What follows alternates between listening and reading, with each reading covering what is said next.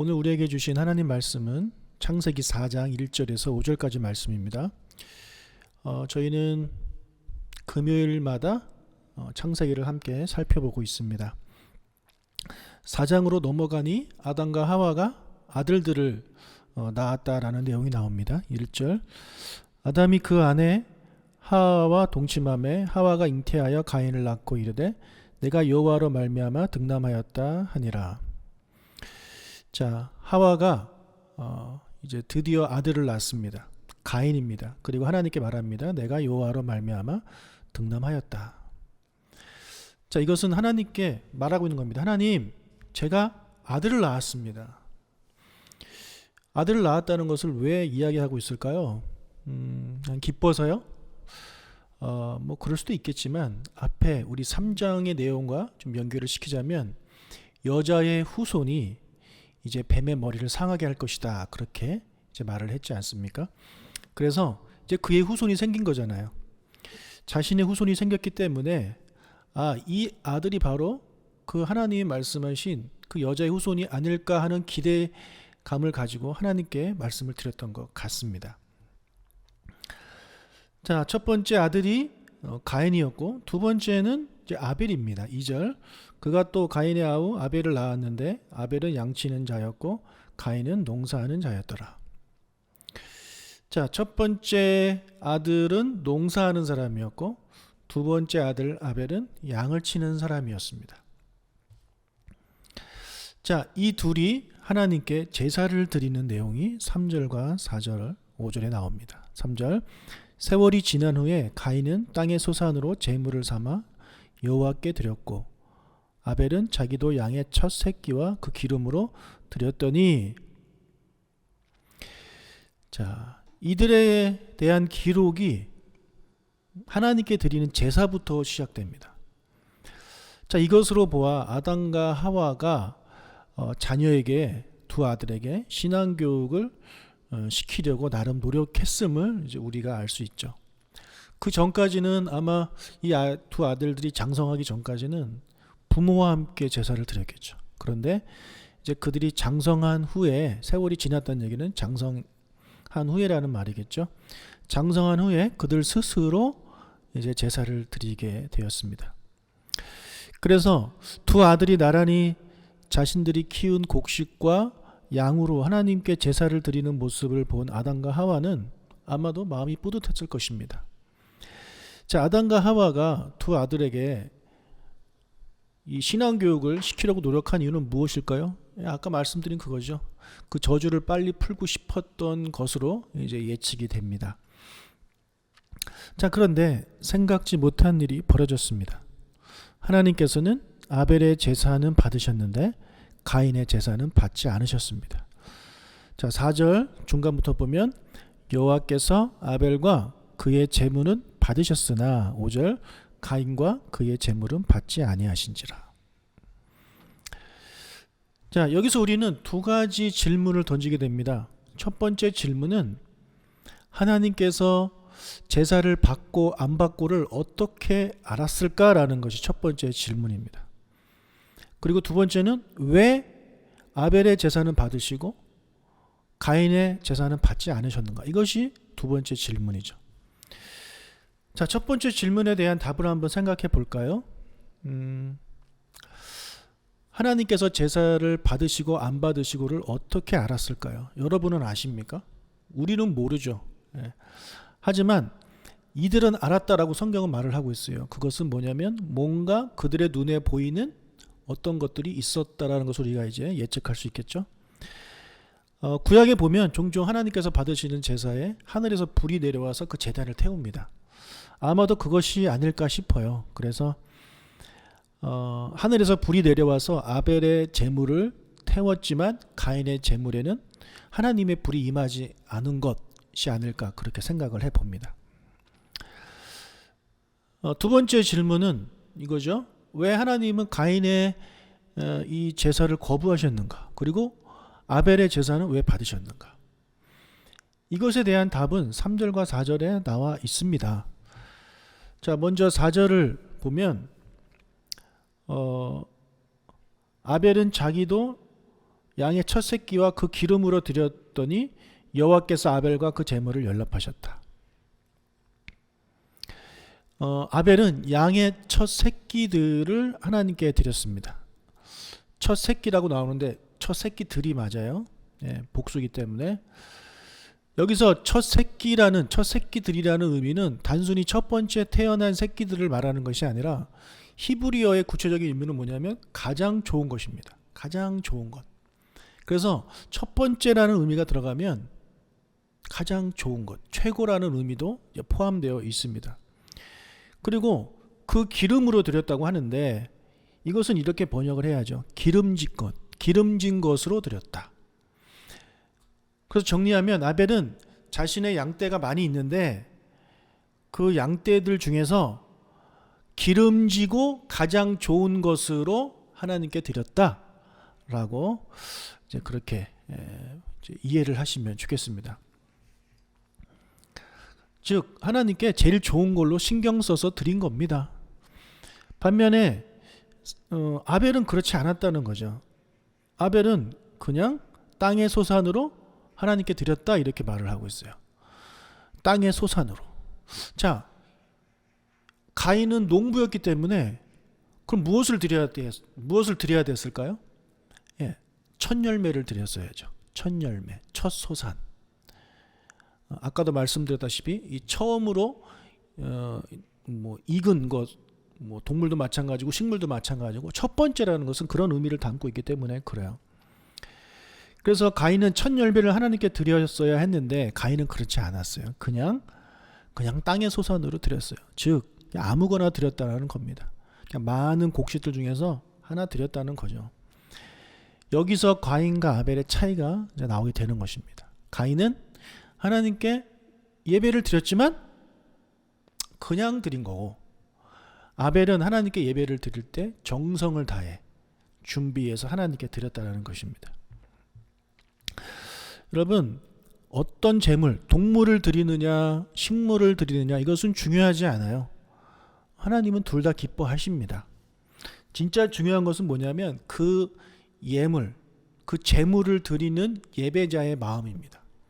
그 예배자가 정성을 다해 하나님께 드리느냐 아니면 아무런 준비 없이 그냥 하나님께 드리느냐, 이 두 가지가 이것이 가장 중요하다라는 거죠. 정성스럽게 첫 새끼를 하나님께 드렸던 아벨을 보고 나중에 히브리서 기자가 이렇게 표현하고 있어요. 히브리서 11장 4절, 믿음으로 아벨은 가인보다 더 나은 제사를 하나님께 드림으로 의로운 자라 하시는 증거를 얻었으니. 자, 어떻게 드렸대요? 믿음으로 드렸대요. 아벨이 그가 가진 동물들 중에서 첫 번째 새끼 기름지고 가장 좋은 것으로 하나님께 드리는 그것을 보고 히브리서는 말하기를 믿음으로 드렸다라고 말을 하고 있는 것입니다. 즉 우리가 예배를 준비하는 마음으로 정성스럽게 하나님께 드리는 예배가 바로 믿음으로 드리는 예배라는 거죠. 반면에 가인은 그렇지 않았기 때문에 믿음으로 드렸다라는 표현이 없습니다. 그러니까 하나님이 받지 아니하신 거죠. 자, 이것을 우리의 예배에 좀 적용을 해볼까요? 우리가 함께 예배하잖아요. 지금은 각자의 처소에서 예배를 드리지만 우리가 일반적으로 예배는 같이 드립니다. 그래서 예배는 같이 드리고 기도는 따로 하는 거예요. 자, 그런데 우리가 함께 모여 예배를 드리지만 모든 예배자의 예배를 받으시는 것은 아닙니다. 우리 중에 누구의 예배는 받으시고 누구의 예배는 받지 않으십니다. 여러분의 예배 하나님이 받고 계실까요? 아니면 받지 않으실까요? 한번 우리가 고민을 해봐야 되는 거죠. 나는 과연 아벨처럼 하나님이 받으시는 그런 예배를 준비하고 정성스럽게 준비해서 하나님께 드리고 있는가? 이 질문에 스스로 한번 답을 해보시기를 바랍니다. 만약에 여러분이 우리가 드리는 예배를 위해서 준비하고 기대하는 마음을 가지고 정성스럽게 예배를 준비한다면 하나님은 그 예배를 받으실 거예요. 그렇지 않다면 아벨처럼 우리도 예배를 준비하는 우리가 되어서 하나님이 받으시는 예배를 드리는 우리가 됐으면 좋겠습니다. 자, 하나님이 예배를 받으시는데 예배만 받으시는 것이 아니라 예배와 그 예배자를 같이 받으십니다. 안 받으시면 제물과 예배자를 같이 안 받으십니다. 아벨이 믿음으로 제사를 드렸을 때 성경을 보니 하나님께서는 그 제물만 받으시는 것이 아니라 아벨과 그 제물을 받으셨다고 성경은 말을 하고 있죠. 네, 4절에 아벨은 자기도 양의 첫 새끼와 그 기름으로 드렸더니 하나님께서 아벨과 그 제물을 받으셨다. 네, 하나님은요 제물만 받으시는 게 아니라 그 예배자를 받으시는 거예요.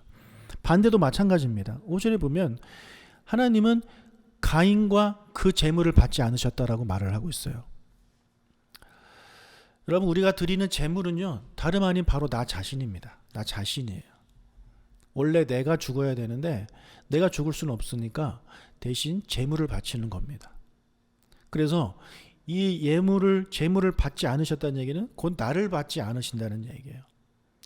지금 우리가 제물을 드리지 않죠. 대신에 예물을 드리고 예배를 드리는데 우리가 하나님께 나아올 때 예물 없이 준비 없이 정성 없이 예배를 드리면 하나님은 우리의 예배를 받지 않으실 뿐만 아니라 우리를 받지 않으시는 거예요. 나를 받지 않으시는 겁니다.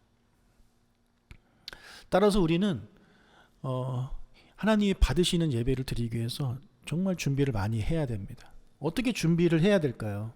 여러 가지가 있을 수 있죠. 먼저 주보를 보고 그날 본문을 미리 묵상한다든지 한번 읽어본다든지 또 카페에 나오는 그런 찬양 리스트를 보고 한번 같이 불러본다든지 이런 준비가 있으면 좋겠고, 또 하나 정말 중요한 것이 있는데 이제 가족끼리 교회로 오지 않습니까? 교회로 오기 전에 가족끼리 절대 싸워서는 안 됩니다. 예, 부부끼리 싸워도 안 되고 부모 자식 간에 어떤 그런 언쟁도 있으면 안 돼요. 왜냐하면 마음이 확 다쳐버려요. 마음이 확 다쳐버리면 예배드리기 참 어려워요. 교회 가기 싫어지죠. 그것이 문제입니다. 그런데 그때 반드시 교회에 오셔야 돼요. 왜냐하면 그런 마음이 들 때 교회를 안 와버리면 그 싸움이 오래 갑니다. 하지만 싸웠지만 그래도 그것을 교회 가기 싫은 마음을 다 이기고 교회에 와서 예배를 드리면 예배 가운데 하나님의 회복이 있습니다. 그래서 여러분, 부부싸움을 안 하시기를 바라는데 혹시 하셔더라도 꼭 교회에 오셔야 돼요. 예. 그러면 하나님이 그 마음을 다 녹여주시고 화목을 허락해 주십니다. 은혜와 평강을 우리에게 부어주신다는 말씀이죠. 자, 그리고 지금 가인은 하나님께 이제 하나님께 제사를 드렸지만 하나님이 받지 않으셨기 때문에 우리의 관심에서 좀 멀어져 있어요. 자, 그런데 가인을 보면서 묵상하면서 우리보다 나은 것이 있다라는 것을 좀 생각해 봅니다. 뭐냐면 그는 하나님께서 자신의 제물을 받지 않으신 것에 대해서 화가 났어요. 화가 났어요. 이것이 우리보다 낫다라는 겁니다. 무슨 말이냐? 많은 예배자들이 하나님께 예배를 드리는데 하나님께서 나의 예배를 받으시는지 안 받으시는 거에 대해 관심이 없습니다. 하나님이 받으시냐 안 받으시냐에는 관심이 없어요. 대신 무엇에 관심이 있느냐? 하나님이 나에게 어떤 은혜를 주시느냐에 관심이 있어요. 오늘 하나님 말씀을 듣고 위로를 받았느냐 안 받았느냐, 내가 예배를 드리는데 내 마음속에 기쁨과 평안이 있느냐 없느냐, 하나님의 말씀이 은혜로웠느냐 그렇지 않느냐, 이런 것에 관심이 있어요. 근데 하나님이 원하시는 것은요, 우리가 하나님께 드리는 것에 하나님은 관심이 있어요. 그렇기 때문에 우리의 관심도 거기 있어야 돼요. 하나님이 과연 나의 예배를 받으시는가 안 받으시는가, 내가 오늘 부른 찬양과 기도를 포함한 모든 예배에 하나님께서는 과연 기뻐하셨을까? 라는 고민들이 우리 안에 있어야 돼요. 그래서 만약에 하나님이 안 받으셨다, 그럼 우리 안에 그런 화가 일어나야죠. 화가 나야죠. 나 자신에게 화가 나야죠. 다른 사람에게. 그러니까 가인은 잘못한 게 그거죠. 하나님이 받지 않으신 것에 대해서 아벨을 탓했지만 사실은 자기 자신을 탓해야 되는 것입니다. 근데 우리는 그래요. 하나님께서 받으시는 예배에 관심이 없으실 뿐만 아니라 내가 무엇을 받느냐, 예배 시간에 어떤 응답을 받느냐, 어떤 은혜를 받느냐, 이것에 관심이 있어요. 근데 그것을 못 받으면 자기 탓을 하는 것이 아니라 다른 사람 탓을 하는 것입니다. 가인이 아벨을 탓했듯이 다른 사람을 탓하는 거예요. 목사를 탓한다든지, 다른 성도를 탓한다든지, 찬양팀을 탓한다든지, 뭐 그런 남을 탓하는 모습들이 우리 안에 있지 않습니까? 여러분, 그 옛날처럼 나의 예배를 하나님께서 뭐 불을 내리셔서 받았는지 안 받았는지 확실하게 보여주시는 것이 아니기 때문에 우리는 스스로 늘 나의 예배를 돌이켜 봐야 됩니다. 하나님, 오늘 예배를 받으시길 바랍니다. 그렇게 예배 드리기 전에 기도하고, 예배 끝난 다음에는 하나님, 오늘 예배를 받아주셨기를 간절히 바랍니다. 이렇게 기도하는 우리가 되시길 바라요. 여러분, 가인은 예배에 실패했어요. 그랬더니 어떤 일이 벌어집니까? 그의 동생이 미워졌어요. 그리고 결국에 동생을 죽입니다. 인생까지 실패해 버린 것입니다. 살인자가 되어 버렸습니다. 여러분, 예배에 실패하면 인생에 실패하는 사람이 됩니다. 여기서 말하는 인생은 하나님이 보시는 인생, 기독교인으로서의 인생을 말씀드리는 것입니다. 예배를 실패하면, 예배를 하나님께 제대로 드리지 않으면, 하나님이 내 예배를 받아주시지 아니하면 나의 믿음과 나의 신앙은 자라지 않습니다. 절대 자라지 않아요. 교회는 오래 다니지만 신앙은 요만큼 더 자라지 않아요. 오히려 교회를 다니면 다닐수록 신앙이 뚝뚝뚝뚝 떨어져요. 옛사랑을 잃어버리기 때문이죠. 그래서 직분을 받았는데 정말 철이 없습니다. 중직자가 됐는데 자기밖에 몰라요. 그런 사람들 여러분 얼마나 주변에 많이 있습니까? 왜 그렇게 되는 거예요? 예배에 실패했기 때문에 그래요. 예배에 실패했기 때문에. 저도 마찬가지고 우리 모두는 다 예배에 성공해야 돼요. 하나님이 기뻐하시는 예배에 성공하는 사람이 될 때 그 사람의 인생이 성공하는 사람이 되는 것입니다. 그것을 가장 잘 보여준 사람이 바로 다윗이죠. 다윗처럼 하나님께 예배하고 성공하는 인생이 되시길 주의 이름으로 축복합니다. 자, 오늘로 금요 예배도 온라인 예배를 마칩니다. 다음 주 금요일부터는 현장 예배로 같이 드리도록 하겠습니다. 그러나 설교는 녹화를 해서 토요일이나 이렇게 업로드를 해드리도록 하겠습니다. 기도하겠습니다. 하나님 아버지 감사합니다. 주님, 오늘도 우리에게 주신 말씀 저희들이 잘 기억하고 마음에 담아서 하나님이 받으시는 예배를 드릴 수 있도록 예배를 잘 준비하는 우리가 되게 도와주십시오. 예배에 실패해서 인생이 실패하는 우리가 되지 아니하도록 우리를 붙잡아 주시옵소서. 우리가 예배를 통해 무엇을 받을까를 고민하기보다 내가 예배를 어떻게 드릴까, 하나님께 어떻게 정성스럽게 드릴까, 이런 것을 고민하는 우리가 되게 하여 주옵소서. 감사합니다. 예수님의 이름으로 기도합니다. 아멘. 주기도문으로 마칩니다. 하늘에 계신 우리 아버지여, 이름이 거룩히 여김을 받으시오며 나라가 임하시오며 뜻이 하늘에서 이루어진 것 같이 땅에서도 이루어지이다. 오늘 우리에게 일용할 양식을 주시옵고 우리가 우리에게 죄 지은 자를 사하여 준 것 같이 우리의 죄를 사하여 주시옵고 우리를 시험에 들게 하지 마시옵고 다만 악에서 구하시옵소서. 나라와 권세와 영광이 아버지께 영원히 있사옵나이다. 아멘. 하나님의 은혜와 평강이 오늘도 여러분에게 함께 하시길 축복합니다.